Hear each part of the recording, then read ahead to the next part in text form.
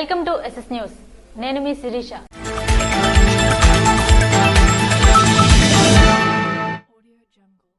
వేసవిలో తాగునీటి ఎద్దడి లేకుండా చర్యలు చేపట్టాలి అని జిల్లా కలెక్టర్ మంజిద్ జిలానీ సమోన్ ఆదేశించారు. గ్రామీణ రక్షిత నీటి పథకం నిర్వహణ జలజీవన్ మిషన్లపై కలెక్టర్ కార్యాలయ సమావేశ మందిరంలో ఎస్ఈ, ఈఈలు, డిఈ, ఏఈలతో మంగళవారం మంజిద్ జిలానీ సమూన్ సమావేశం నిర్వహించారు. ఈ సందర్భంగా ఆయన మాట్లాడుతూ వేసవిలో తాగునీటి ఎద్దడి లేకుండా తగు చర్యలు చేపట్టాలన్నారు. వేసవిలో తాగునీటి సమస్య ఉన్నది లేనిది అడుగ్గా సంతబొమ్మాళి మండలంలో సముద్ర తీర ప్రాంతం గ్రామాల్లో ఎద్దడి ఉందని ఏఈ చెప్పగా జలజీవన్ మిషన్ పనులు ఎంతవరకు వచ్చాయి అని అడిగి తెలుసుకుని త్వరితగతిన పనులు చేపట్టాలని ఆదేశించారు. ప్రస్తుతం తాగునీటి సమస్య వస్తే పరిస్థితిపై చర్చించగా నీటి సమస్య వస్తే హ్యాండ్ బోర్లు ఏర్పాటు చేస్తామన్నారు.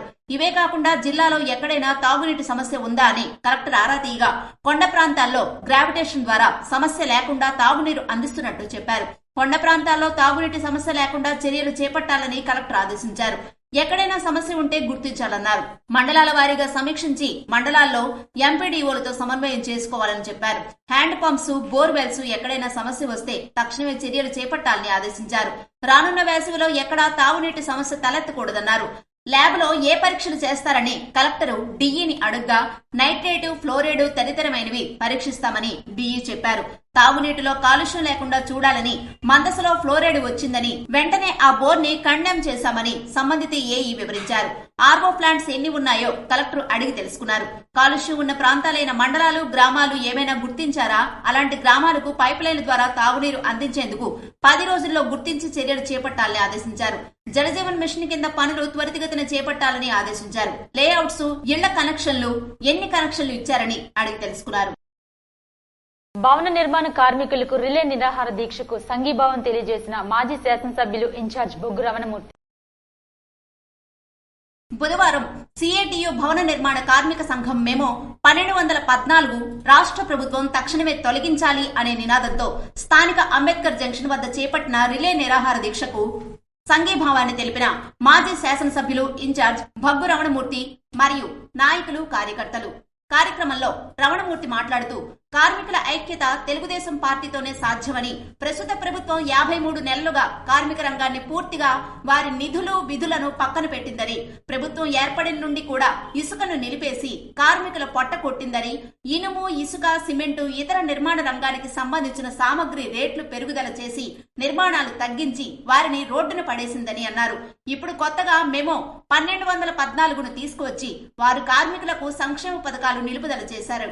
గత టీడీపీ ప్రభుత్వ హయాంలో రాష్ట్రంలో నిర్మాణ కార్మికులకు మరణం, వివాహం, పిల్లల చదువులు, స్కాలర్షిప్, వైద్య ఖర్చులు వంటి సదుపాయాలు తెలుగుదేశం పార్టీ వారి పక్షాన నిలిచిందని, తక్షణమే ప్రభుత్వం భవన నిర్మాణ కార్మికుల యొక్క డిమాండ్లు వెంటనే పరిష్కరించాలని డిమాండ్ చేశారు.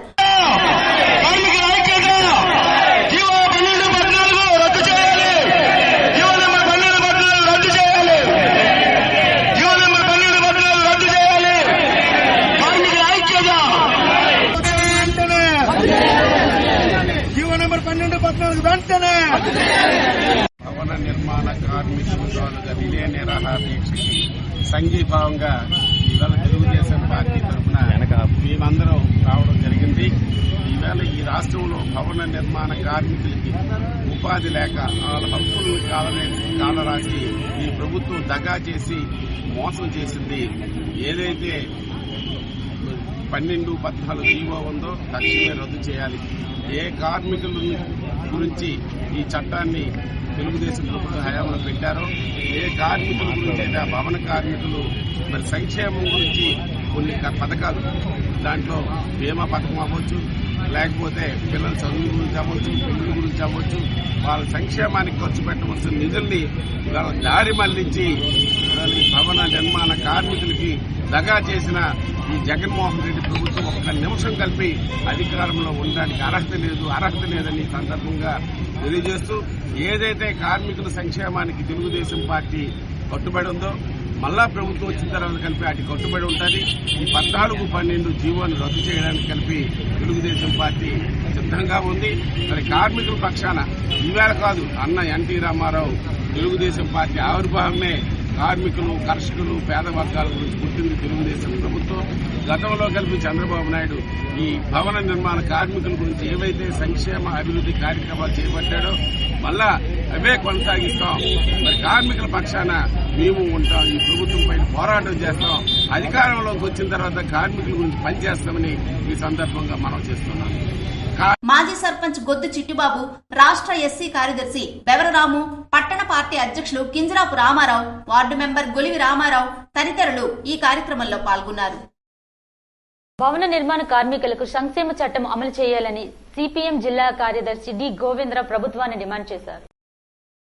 నర్సనపేట లక్ష్మీ థియేటర్ వద్ద నియోజకవర్గ స్థాయి భవన నిర్మాణ కార్మికుల రిలే నిరాహార దీక్షలు భవన నిర్మాణ కార్మిక సంఘం జిల్లా అధ్యక్షులు ఎం ఆదినారాయణమూర్తి, భవన నిర్మాణ కార్మిక సంఘం నర్సనపేట అధ్యక్షులు తర్లా లక్ష్మణరావు అధ్యక్షతన నిర్వహించారు. ఈ దీక్షను ఉద్దేశించి ఆయన మాట్లాడుతూ కార్మిక వర్గం తరతరాలుగా పోరాడి సాధించుకున్న సంక్షేమ చట్టం కేంద్ర రాష్ట్ర ప్రభుత్వాలు తుంగలో తొక్కుతున్నాయని విమర్శించారు. భవన నిర్మాణ కార్మికుల సంక్షేమ నిధిని గత ప్రభుత్వాలు, నేటి ప్రభుత్వాలు ఇతర పద్ధతులకు మళ్లించి భవన నిర్మాణ కార్మికులకు తీవ్ర అన్యాయం చేశారని విమర్శించారు. రాష్ట్రంలో సుమారు 30 లక్షల మంది భవన నిర్మాణ కార్మికులు ఉన్నారని, జిల్లాలో 1,00,000కు పైన భవన నిర్మాణ కార్మికులు ఉన్నారని, ప్రభుత్వాలు భవన నిర్మాణ కార్మిక నిధిని మళ్లించి బిల్డింగ్ వర్క్ క్లైములు పరిష్కరించకపోవడంతో కార్మికులకు తీవ్ర అన్యాయం జరుగుతుందని ఆరోపించారు. భవన నిర్మాణ కార్మిక సమస్యల పరిష్కారానికి ఐక్యంగా ఉద్యమించాలని పిలుపునిచ్చారు. పోరాటానికి సిపిఎం పార్టీ సంపూర్ణ మద్దతుంటుందని అన్నారు. దీక్షల్లో సింహ ఉమామహేశ్వరరావు, పైలరాము, వాన అప్పారావు, బోర సూర్యనారాయణ తదితరులు పాల్గొన్నారు. నరసనపేట జ్ఞానజ్యోతి స్కూల్లో సైన్స్ డే సంబరాలు ఘనంగా నిర్వహించారు. సివి రామన్ జన్మదినాన్ని పురస్కరించుకుని బుధవారం నరసనపేట గీతాంజలి స్కూల్లో సైన్స్ డే సంబరాలు ఘనంగా నిర్వహించారు. విద్యార్థులు చక్కనైన ప్రతిభతో క్రియేటివిటీని కనబరిచారు. 110కి పైగా సైన్స్ ప్రాజెక్టులను తయారు చేసి చూపించారు. ఈ కార్యక్రమంలో భాగంగా ఇతర పాఠశాలల విద్యార్థులు కూడా ఈ కార్యక్రమాన్ని వీక్షించారు. దీనిలో భాగంగా పాఠశాల కరెస్పాండెంట్ ఆర్ శ్రీనివాసరావు, అధ్యక్షులు కెవి శివప్రసాద్ పాల్గొన్నారు. విద్యార్థులందరూ లో కాస్ట్ నో కాస్ట్ ప్రాజెక్టులను చక్కనైన ప్రతిభతో తయారు చేసి చూపరులని అబ్బురపరిచారు. దీని ద్వారా పిల్లల్లో దాగి ఉన్న కుతూహలంతో కూడినటువంటి సృజనాత్మకతను వెలికి తీయొచ్చని తెలియజేశారు. English medium school today in Geetanjali English Medium School we have conducted Science Day celebrations very grandful manner. Actually I have observed all the projects which are made by the students. Nice they conducted and they did very well with the support of all the teachers and the management members.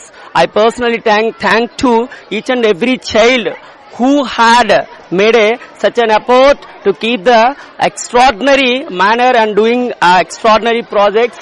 Such a project already, some prestigious projects also have done in these Science Day celebrations, namely Ram Mandiram project as well as Chandrayaan project, hydroelectronic plant, drone project, like this windmill.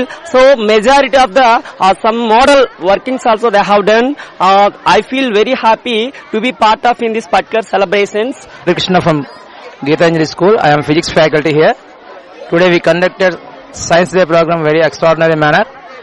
Today all these so many projects are working projects. All these are, especially if you observe here we have a borewell request system. Nowadays this is a major problem for children and kids also. By using this property and this small project we can easily rescue all the children which are fallen borewells. Stick, sir. It is completely working on the photo sensor. It is a photo sensor, sir. That sensor is, when an object is there, the beeping sound is completely stopping. The beeping sound is completely stopping. When it is, material is available, the blinding person, that beeping sound is continuously coming on. At the same way, when it is, any material or object is there, at that time, it is stop the total beeping sound. That is the blind person using stick of a electronic innovation method, sir. Thank you very much.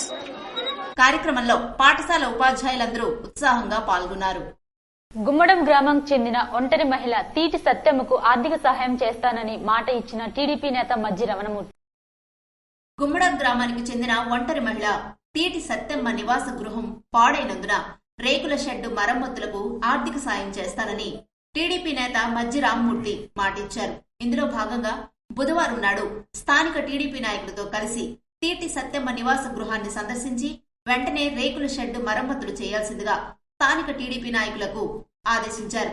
ఈ సందర్భంగా TDP నేత మజ్జి రామ్మూర్తి మాట్లాడుతూ గుమ్మడం పంచాయతీలో ఎవరికి ఎటువంటి సహాయం కావాలన్నా ఎల్లవేళలా అందుబాటులో ఉంటానని స్థానిక ప్రజానీకానికి హామీ ఇచ్చారు. కార్యక్రమంలో స్థానిక టీడీపీ నాయకులు పెద్ద సంఖ్యలో పాల్గొన్నారు. జిల్లా కేంద్రంలోని ఈవీఎం గోడాంలను తనిఖీ చేసిన జిల్లా కలెక్టర్ మంజీర్ జిలానీ సమూన్. ఎన్నికల కమిషన్ ఆదేశాల మేరకు బుధవారం జిల్లా కలెక్టర్ మంజీర్ జిలానీ సమూన్ ఈవీఎంలను భద్రపరిచిన గోడౌన్లను క్షుణ్ణంగా పరిశీలించారు. గోడౌన్లో ఏర్పాటు చేసిన రక్షణ వలయాన్ని పరిశీలించి భద్రతా చర్యల గురించి సమీక్ష చేశారు. ఈవీఎంలను భద్రపరిచిన తీరు పట్ల సంతృప్తి వ్యక్తం చేసి పర్యవేక్షణ రిజిస్టర్ను తనిఖీ చేశారు. కార్యక్రమంలో జిల్లా రెవెన్యూ అధికారి ఎం గణపతిరావు, ఎన్నికల సెల్ సూపరింటెండెంట్ కూర్మారావు, చక్రవర్తి తదితరులు పాల్గొన్నారు. శ్రీ సూర్యనారాయణ స్వామివారిని దర్శించుకున్న విజయలక్ష్మి దంపతులు. ప్రత్యక్ష దైవం ఆరోగ్య ప్రదాత శ్రీ సూర్యనారాయణ స్వామివారిని బుధవారం ఆంధ్రప్రదేశ్ పట్టణ పేదరిక నిర్మూలన సంస్థ డైరెక్టర్ విజయలక్ష్మి దంపతులు దేవాలయానికి విచ్చేసి స్వామివారిని దర్శించుకున్నారు. ఆలయ అర్చకులు ఘనంగా వారికి స్వాగతం పలికారు. తదుపరి వేద మంత్రాలతో ఆశీర్వదించారు. స్వామివారి జ్ఞాపికను ఆలయ జూనియర్ అసిస్టెంట్ బిఎస్ చక్రవర్తి అందజేశారని ఆలయ ఈవో రమేష్ బాబు తెలిపారు. ఇవి ఈనాటి వార్తలు. మరిన్ని వార్తలతో మళ్ళీ కలుద్దాం. చూస్తూనే ఉండండి SS న్యూస్.